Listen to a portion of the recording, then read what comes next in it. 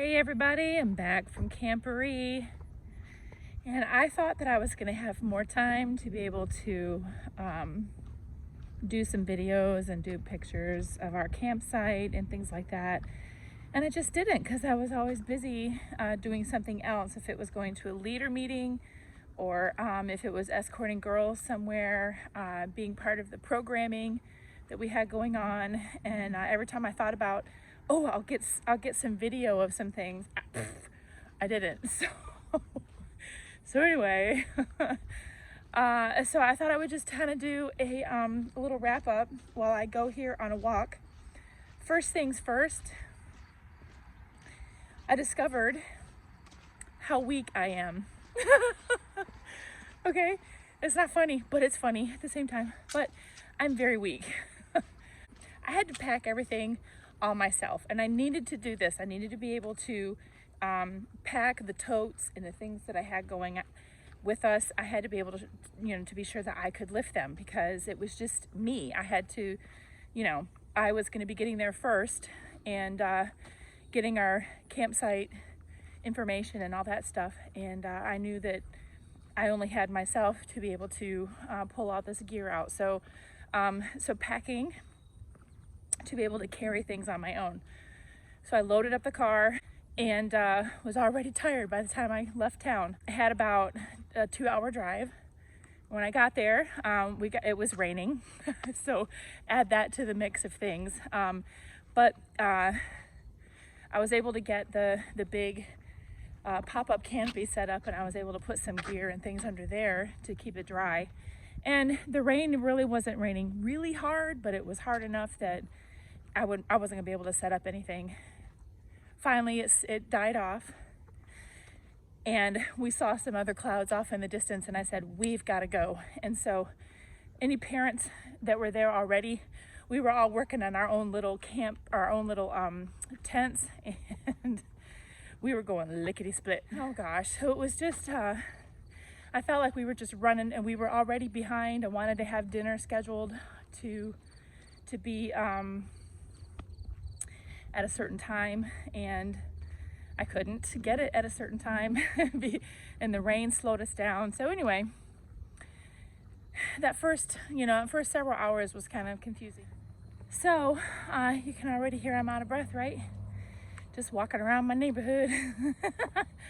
But I decided to try to keep up the exercise and the steps and that kind of thing, because I am bound and determined that I'm going to be stronger. Because if there was a situation, I realized this weekend, if there was a situation that I needed to haul my butt somewhere, I wasn't going to be moving very fast.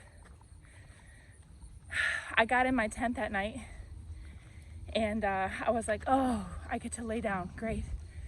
And I was comfortable. I had all the comfortable gear. I had my combo top mattress, and I had everything comfy so I wasn't cold. I had my 0-degree bag. Everything was great.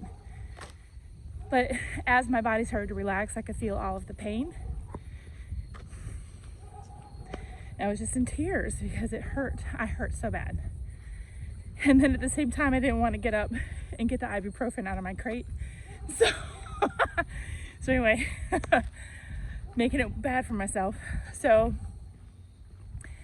that night I just laid there and I said, I'm going to be bound and determined that I'm going to gain my strength. I'm going to get stronger.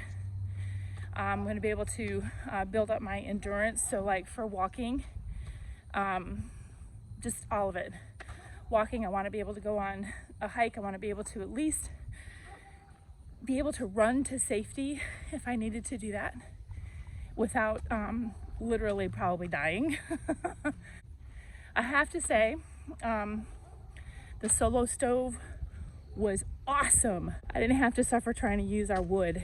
Every year we get wood delivered to the campsite, which is basically a fairgrounds is where we were at.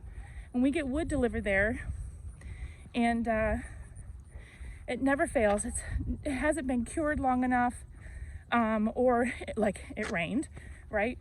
And even though they had a tarp over it, when people were gathering, getting their firewood, the tarp didn't get put back very well. So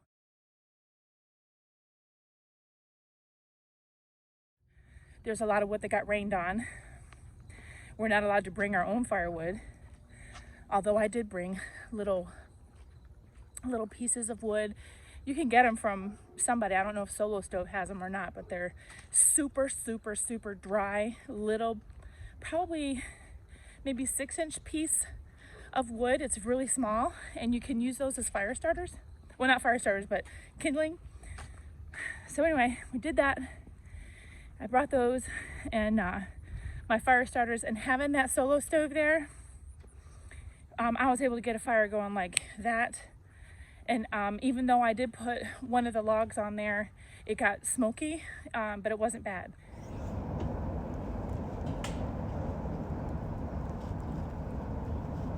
Once we got that fire going and the Solo Stove and it just started burning, it had this heat, we were good to go. So I loved having that.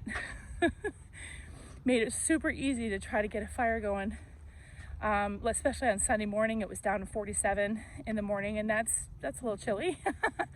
And I was able to get out there and get a fire going with 10 minutes. So super happy about that. Sorry you're hearing me out of breath, but maybe some of you want to go on this journey with me and getting stronger, getting a little bit healthier, just because we're going to need to be that way. We're going to be strong physically so that we can be strong mentally, so we can do the things that we need to do and be able to endure the things that are coming. So anyway, back to Camporee. Saturday was a full day, and that was great. We had all our meals planned. We had the kitchen going. We had a Blackstone grill that was like, I called it the Cadillac of grills. I don't know if that really is what it is, but I could do all of the burgers for our whole group on the grill. I could do all of the pancakes. I had this huge grill. So that was awesome. Had that hooked up to some propane, had the breakfast going, dressing in layers. I would recommend that. It got up to be like 65, 68 degrees during the day. It was sunny just like this. And the wind picked up. So here's where one of my camp stories come in. We have some dads go with us, and because of health and safety guidelines, the dads have to camp over in their own area. So they call that man camp. So during the day, during the course of all the activities, we had some gusty winds, probably because of the storm that came through the day before. So we had some wind gusts that were up to about 26 miles per hour. This is not my first Camporee, y'all. So I know we stake our all of our pop-ups down. We stake our tents down real good because, we did have an issue where straight line winds came through and took out a lot of campsites one year. So we know to stake our stuff down. We had sandbags to weigh down the pop-up canopies. We know how this works. Plus, when the winds get higher, we would just lower the canopies down so that we lowered the profile, on our campsite. So we lowered those. So anyway, I'm coming back. It's about lunchtime, 1 o'clock, somewhere around there. And I'm coming back from one of the headquarters building. This big gust of wind came up and I saw several canopies, pop-up canopies had blown over. And at first, that's kind of comical to see this big thing, kind of start to roll like tumbleweed across, the fairgrounds. And then all of a sudden, one of those canopies knocked a girl right in her head and it cut her forehead. So she went to the ER. She's okay. However, because of that, we had one of the men who was from Trail Life and came over was going around to the camps and telling everyone to take their canopies off of their pop-up canopies. And he came around to ours and I heard him saying this and I said, excuse me, I said, where's this policy coming from? Is that coming from AHG, from the director, the camp director and down? Is this from her? Which he didn't answer. And then he said, well, I can't speak for the camp, but I don't want anyone else to get hurt. And I said, of course, nobody wants anyone to get hurt, which is why we prepare And I had on my sweatshirt that said, "Don't be scared, be prepared."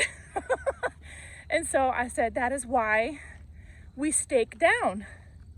I said, telling us to remove, I said, we lower our canopies. And I said, and that is why we stake down, we're weighted down. And he goes, I know, but that wind can just come right up and, get this. And I said, which is why we prepare. I said, we are still standing. Our stuff is still standing.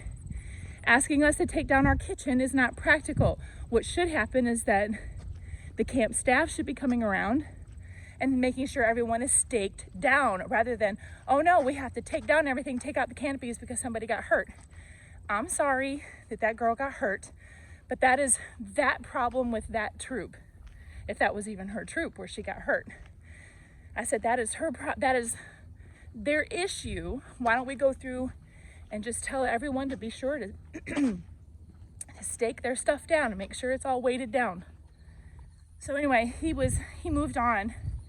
And but don't you know, I thought it was ironic that over in the man camp, I saw someone's tent, which looked like it could have been a 6-person tent because it was on the larger side.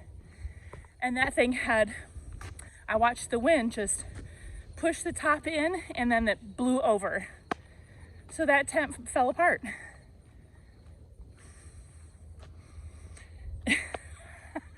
So some people may think that I'm, being mean or not. No, I said the reason that we do that is so that people don't get hurt.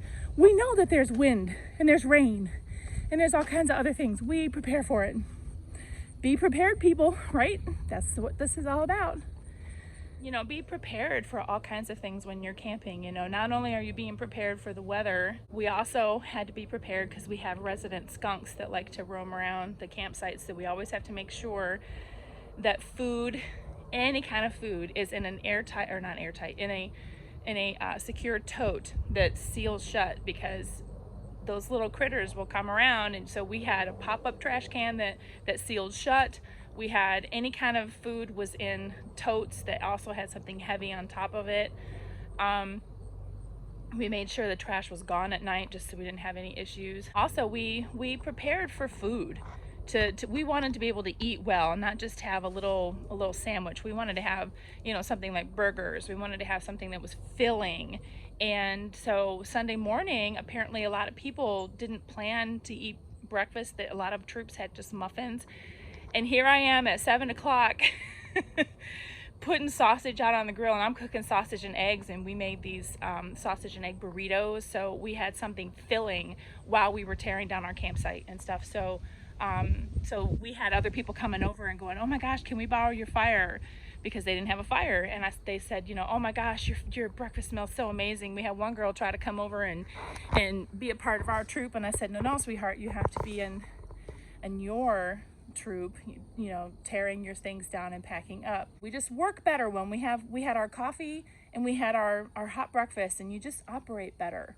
And besides, the sun wasn't even up. We couldn't see anyway. So I was cooking breakfast at 7, and by 8 o'clock we were done, and we were tearing down our campsite, and we pulled out, we packed up everything and had left no trace by 9:40 a.m. So, it's just planning. And, when you have, happy bellies, we tend to work better. And this poor girl was cold and she was hungry, and she did not work at all because she kept roaming over to our campsite. So anyway, that was kind of our weekend in a nutshell. And I'll catch you in the next video. Y'all take care and be safe.